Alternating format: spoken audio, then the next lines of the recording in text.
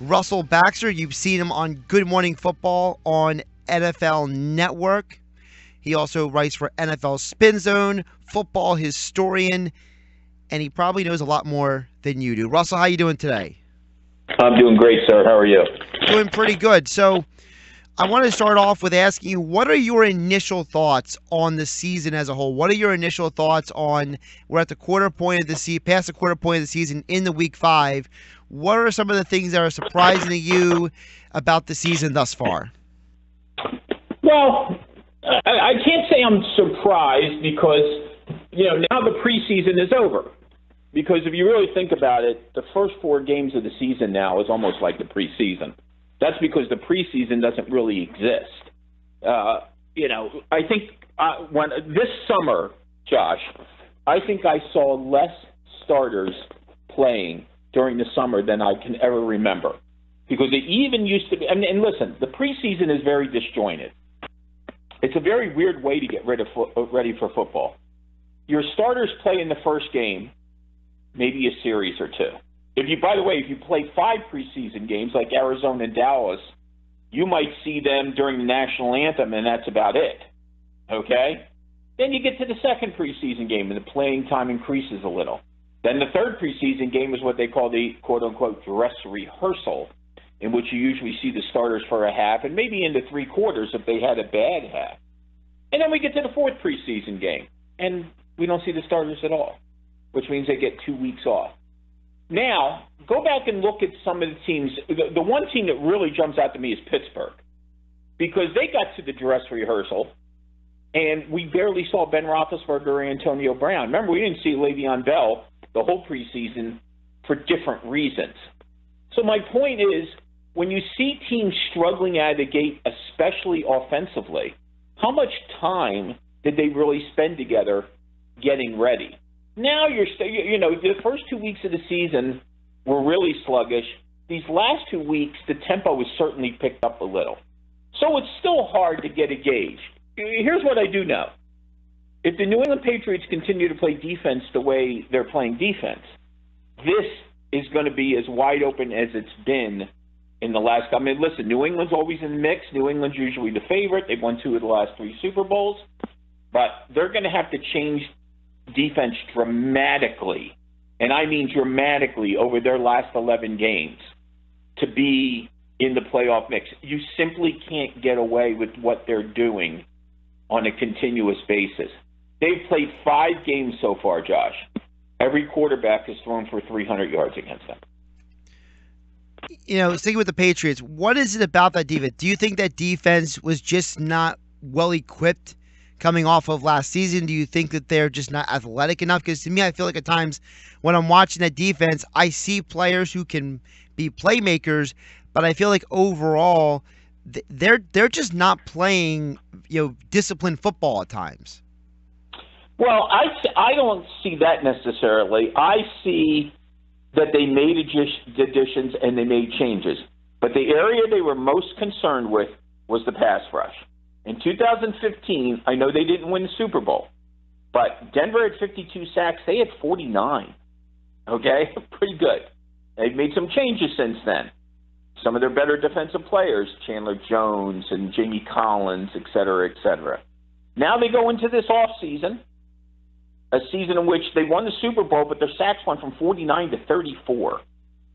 I know it didn't affect them in winning a championship, but that's still 15 fewer sacks, which, no matter which way you cut it, Josh, there was decreased pressure. I've had people argue with me, well, sacks aren't everything. Okay, well, when you drop 15 sacks, basically 1 sack a game, you can't possibly tell me your pass rush is better or deceptive. Now, what did they try to do this offseason to fix the pass rush? They gave up some substantial picks to get Coney Ealy from the Carolina Panthers. He didn't make the team. He's with the Jets right now. Made a big play, by the way, last week against Blake Bortles. Doesn't have a sack, but he had an interception, which set the Jets up. They drafted a kid named Derek Rivers out of Appalachian State. He got hurt. He's missing the entire season. Rob Ninkovich retired. So bang, bang, bang. Now, a lot is falling on Stephon Gilmore. He's the new addition. He's the person to pick on and so on. Not saying he's played well, But I don't care who you have back there in this day and age. If you can't get consistent pressure on the passer, even the best of cornerbacks is not going to be able to hold up. That's just how the rules are predicated. I mean, Jameis Winston struggled for most of the game on Thursday. I mean, I don't think they converted a third down until the fourth quarter. He still wound up throwing for 334 yards. He still had them, down inside, I think, the red zone or close to it with a chance to win the game the other night. So here's the other concern about New England. As we get later into the year, keep in mind what you're seeing, the way they're playing so far. And I'm not saying the season's over for anybody. But don't forget, New England plays 5 road games in a 6-week stretch late in the season. At Oakland, at Denver, at Pittsburgh, et cetera, okay? You might want to build up some equity within the division. And that's the other thing we don't know about New England right now. They've always kind of owned the AFC East. Finally, next week, they will finally play their first divisional game of the season. They've played 3 teams from the NFC South so far. Lost to Carolina, beat the Saints, beat the Bucks. Lost to Kansas City, edged out Houston. Again, it makes this league so totally wide open right now because depending on what some of the other powers do around the AFC, and we got a good one Sunday night, Kansas City at Houston, okay, which is, obviously going to have a big factor. What is Pittsburgh doing? What is Denver doing? New England could find themselves where they're not the number 1 or they're not the number 2 seed and might have to play an extra playoff game, which is rare for them, but it certainly could happen if they dig themselves too big of a hole. You mentioned the Steelers earlier and just a couple seconds ago, and you mentioned the sacks. Well, they're second defense in the league in sacks with 15. They've also allowed the second fewest points on defense at 59. I came into this season feeling like this defense got sneakily better. They under the radar added a guy like Hayden. They under the radar added Will Cox. They've actually slowly been developing these young guys that they drafted. And I'm seeing the benefits of what they've been doing. We always focus on the Steelers offense with the big Bs, Ben Roethlisberger, Antonio Brown, and Le'Veon Bell. But Russell, the part that I'm impressed with the Steelers is the defense so far this year. Yeah, and we saw them against Chicago, and I think that thought of what the Bears did to them was very concerning. Now, that was also a game where you didn't see Stephon Tuitt, who, has emerged as one of the better young defensive linemen in the league. The thing that impressed me with Pittsburgh this offseason was, and unfortunately we haven't seen it totally because Tuitt's missed a couple of games. Could they keep Cameron Hayward, Javon Hargrave, and Stephon Tuitt on the field together? They couldn't do that last year. Hayward missed time for the first time in his career. Tuitt missed time. Hargrave was a rookie. They went out and drafted T.J. Watt, who had a great preseason. He had a great opener against the Browns, 2 sacks and an interception. He's also been a little banged up. So they've done some renovation. And I will say this, if not for the Steelers' defense, because it was the Steelers' offense that did not see a lot of playing time during the preseason. Martavis Bryant, finally got activated. He saw a little time during the preseason, but not much. Bell was unsigned. Ben barely played. Antonio barely played. So they're sitting at 3-1, and they, a lot of people I think are focusing on that loss to the Bears, and I understand that. But they've already won at Cleveland, and they've already won at Baltimore. Now, people will say, well, what's the big deal about that? That's 2 road divisional wins that they have. And Baltimore is a place that they have struggled as of late. Cleveland, not necessarily. So, even though it's early in the season, Josh, you start looking at those opportunities in terms of what tiebreakers are going to be, divisional. I mean, that's why you got to like what you're seeing, like with the Eagles. They have a road divisional win at Washington. They held serve and beat the Giants. I know they lost to the Chiefs. It's an interconference game. It doesn't mean necessarily as much, okay? But we saw the Eagles last year, for the most part, they got swept by the Redskins last year. Okay, they managed to split with Dallas and the Giants. So those are the kind of things. When I look at schedule, that's what I look at. I know a lot of people like to get the schedule in April, and they can't pick a game week to week, but they can certainly pick it 6 months in advance. I always find that fascinating. But those are the kind of things. That's why, like when I was focusing on New England for a second there, I'm not saying they're going to win, lose, win, win. I don't care if you're the greatest team of all time at any sport. 5 road games in 6 weeks is a hell of a task. So true. We're talking with Russell Baxter. You can follow him on Twitter at BaxFootballGuru, contributor for NFL Spin Zone. You've seen him on Good Morning Football on NFL Network. You mentioned the Eagles. The Eagles, now they have the same record this year versus last year at 3-1. The big difference, though, is that they spent 10 games last year without Lane Johnson. It's interesting to note, and I found this fascinating, Russell, under Doug Peterson, when Lane Johnson is on the field for this team, they're 8-2. When he's not on the field, he's 2-8. So you're talking about one player having a massive impact on a team in just a 20-game period. Yeah, and he's not a quarterback. Gee, isn't that amazing? It's spectacular. Who would have thought it? I thought this was all about the quarterback. I mean, that's what I hear all the time. It's all about the quarterback.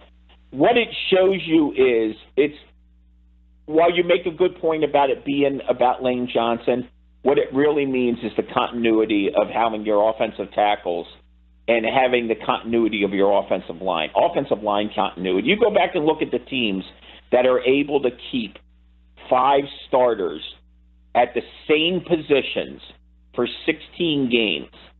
Okay, in some instances, 17, 18, 19, maybe 20 games. Their success rate is huge. And it doesn't mean you have to have 5 Pro Bowlers, Josh.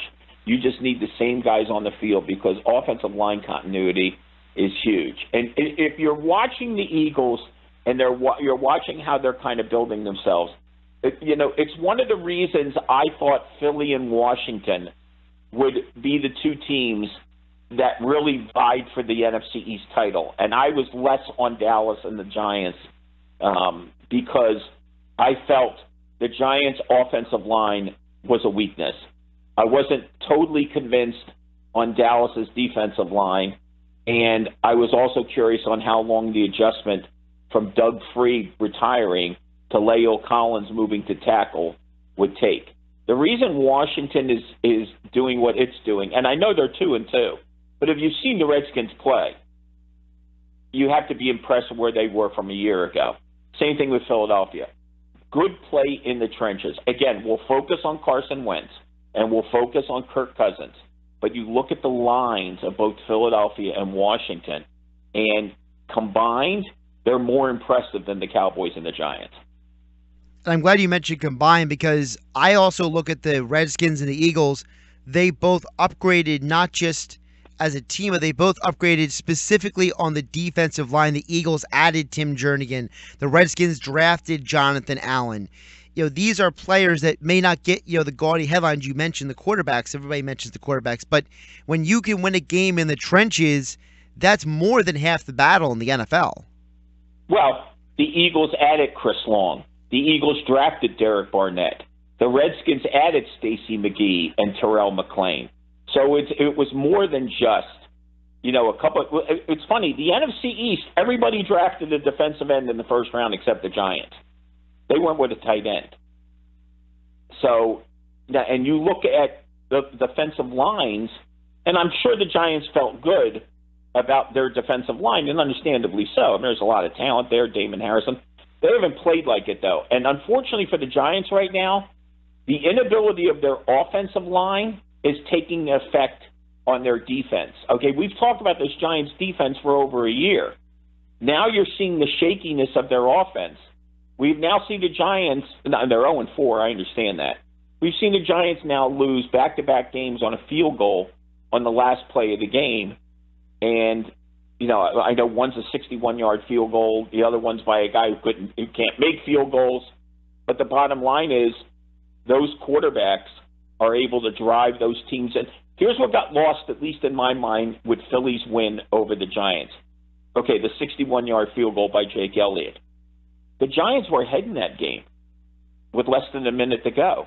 They not only allowed the Eagles to drive for the game-winning field goal in the final minute, they allowed the Eagles to drive for the game-tying field goal, which also came with under a minute to go. We're talking with Russell Baxter. You can follow him on Twitter at BaxFootballGuru. Russ, there's only one division in the NFL where every team has scored more points than they have allowed. That is the NFC South. Is that the best division in football right now? I don't know if it's the best division. I know that when I was doing my predictions at the beginning of the year, I actually picked everybody in that division to make the playoffs except New Orleans. Because then it was less about offensive. Listen, you look at the caliber of quarterbacks, combined youth and experience. Drew Brees, Matt Ryan, Jameis Winston's Cam Newton. I mean, you got, three guys? We got one Super Bowl MVP, two league MVPs, and a national champion? Right, and a first overall pick. Just if you do the quarterback thing. But then you look at Atlanta's defense, which has played better. New Orleans has suddenly awoken the last 2 weeks. Tampa's defense since week 5 of last year has done a great job forcing turnovers. Okay? And then Carolina, I know they're having some issues, I think more on offense than defense. But defensively, other than, what happened to them against New Orleans, and to a degree with New England. I mean, they did give up a 2-touchdown lead. And I think a lot of that had, Kurt Coleman not being around and so on. They've got some good young cornerbacks. I love the fact that they added Mike Adams during the offseason. A safety who got better with age. His last couple of years with the Colts was absolutely dynamic. But they're balanced teams. They put up points on the board, and all of them, for the most part, know how to take away the football. And in this league, in this day and age, if you can't stop somebody, you got to learn how to take away the football. Look at Detroit right now. Detroit, I think, has, 11 takeaways in 4 games? They had 14 takeaways all of last year. Hey, Russell, before I let you go, one more question for you. I always appreciate the time. Which new head coach, which Sean, are you more impressed with their start? Sean McDermott with the Bills or Sean McVay with the Rams? Wow. And it's funny you pick those guys because one is a defensive guy and one is an offensive guy. And you've got one franchise into the playoffs since 1999. The other one hasn't been there since 2004. I think I lean a little McDermott. Okay? I like the McDermott hiring for one reason, and one reason specifically. Rex Ryan spent 2 years there trying to put a square peg into a round hole. In other words, he had 4-3 guys for the defensive line, and he insisted on the 3-4 defense. We saw what Jim Schwartz did there with 54 sacks. We saw, Jerry Hughes, Marcel Darius, Kyle Williams, Mario Williams. They had a great pass rush for a couple of years. Then it disappeared. Last year, the Bills couldn't stop the run either. Now, 3 of those guys are still there. Mario Williams isn't there anymore, Josh. He still has Hughes and Darius and Williams. And now Shaq Lawson is Mario Williams. But I think the thing that's been just as impressive is this has been a balanced Buffalo football team. It's not been just about the defense. The offense has done its share. I don't think Tyrod Taylor gets enough credit. I mean, he's not dynamic, but he's effective, and he certainly doesn't make a lot of mistakes. They can run the football. They get just enough passing. That's not enough.